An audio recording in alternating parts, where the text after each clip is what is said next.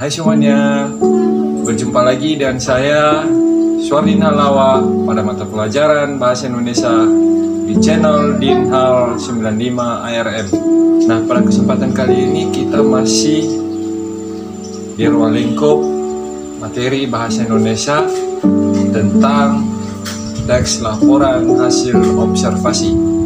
Nah, sebelum kita lanjut pada video pembahasannya, terlebih dahulu bagi kamu yang masih belum subscribe channel ini, silahkan subscribe, like, komen, dan share, dan juga bunyikan tanda loncengnya agar semuanya tidak ketinggalan dengan video update terbaru dari channel ini.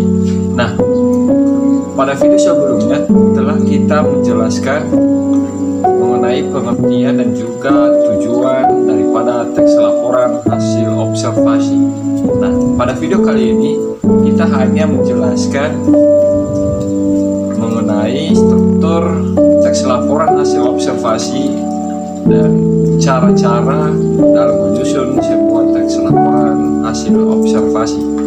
Baik, meskipun pada pertemuan sebelumnya telah saya menjelaskan mengenai pengertian dan tujuan daripada teks laporan hasil observasi ini, maka di video ini perlu juga saya menjelaskan bahwasanya teks laporan hasil observasi itu adalah teks yang memberikan informasi secara umum tentang sesuatu berdasarkan fakta dari hasil pengamatan secara langsung.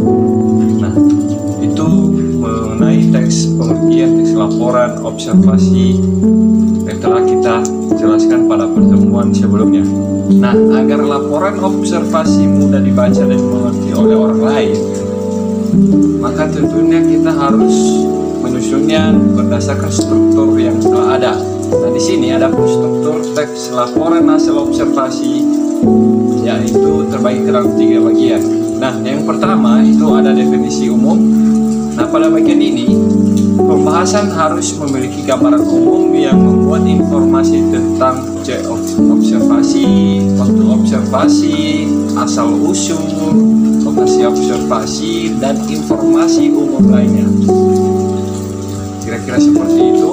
Nah, kemudian yang kedua itu ada deskripsi bagian atau isi. Nah, pada bagian ini hasil observasi yang dilakukan itu dapat berupa klasifikasi yang bersifat teknis dan deskripsi yang menjelaskan masalah secara lebih spesifik. Nah, misalnya jika kita itu melakukan observasi tentang pencemaran sampah plastik, nah tentunya kita bisa menunjukkan data yang lebih spesifik gitu. Kita juga bisa menggambarkan tampilan plastik yang mencemari lingkungannya, kemudian jejak terurainya, seperti apa tingkat pencemarannya gitu. Kemudian yang ketiga adalah deskripsi manfaat. Nah, pada bagian ini juga penulis bisa menjelaskan tentang manfaat dari laporan yang dikerjakan. Misalnya, sebagai masukan kepada pemerintah atau dinas terkait agar segera mengatasi masalah yang terjadi. Nah, seperti tentang bagaimana cara pemanfaatan sampah agar menjadi benda yang berguna bagi manusia. Nah, itu tadi beberapa struktur daripada teks laporan hasil observasi. Selanjutnya adalah langkah-langkah dalam menyusun teks laporan hasil observasi. Nah, di sini ada beberapa langkah dalam menyusun teks laporan hasil observasi ini. Nah, yang pertama, kita harus menentukan objek yang akan kita amati. Yang pertama.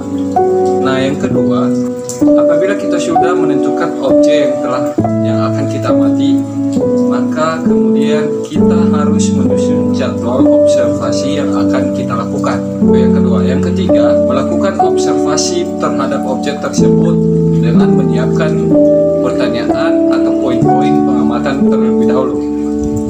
Berikutnya yang keempat, itu apabila kita sudah melakukan pengamatan, maka tentunya kita harus mencatat hasil observasinya itu dengan memperhatikan ketepatan isi, struktur, dan kaidah kebahasaannya.